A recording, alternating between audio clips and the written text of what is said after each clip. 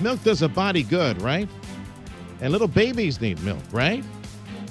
Well, not so, say some. Joining us on 710 KURV, healthy living expert Dr. Fab Mancini, with lawmakers up in Connecticut considering a ban on daycare serving whole milk or 2% milk.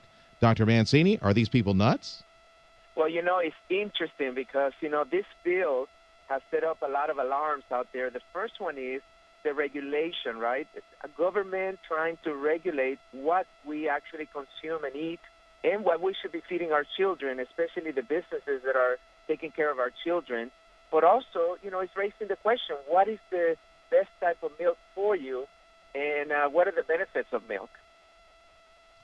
Well, for children, I think we already set that record straight, right? The benefits of milk, that's a main nutrient. The babies need the cholesterol. They need the fat for their brain cells and everything else. That's why are we arguing this? Well, the main thing is this. The first thing is the fact that milk has shown that there's definitely benefits to milk. And there's, the basic benefits is that milk contains calcium, choline, potassium, and vitamin D. Those are like basic components that milk has shown to benefit.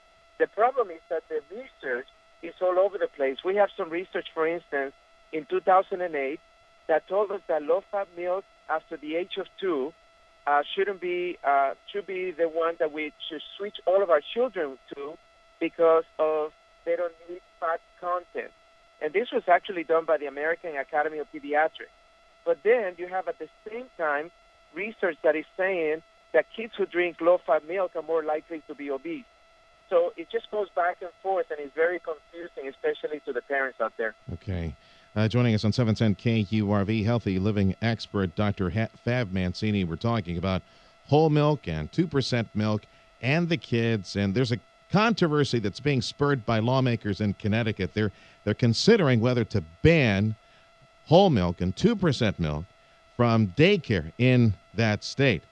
Now, children are constantly growing, and they've got neurons and brain cells and a neurological system that requires the cholesterol and requires the fat. Is this argument about children drinking too much milk and being fat, is that a first world problem? Is that uniquely an American problem? Because I would think that the third world countries would be salivating at the opportunity of getting all our milk if we're not going to be drinking it.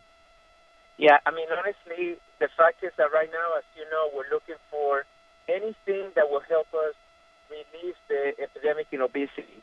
And actually the bill reads, no child daycare center or group daycare home or family daycare home shall provide milk with a milk fat content greater than 1% to any child 2 years of age or older under the care of such facility. Uh-huh.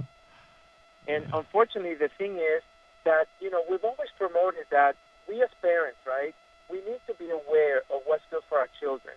And if all of a sudden my child is intolerant to milk, for instance, or dairy, or, lactose, which is a very common thing nowadays, they say almost 75% of the population has some type of intolerance. Really? To the lactose. That's the first I hear that. Can you explain that to me a little bit? That I hadn't heard that before. That 3/4 of the population showed some type of intolerance to dairy products. What happens is that lactose is the sugar that is contained within the dairy products, especially the milk.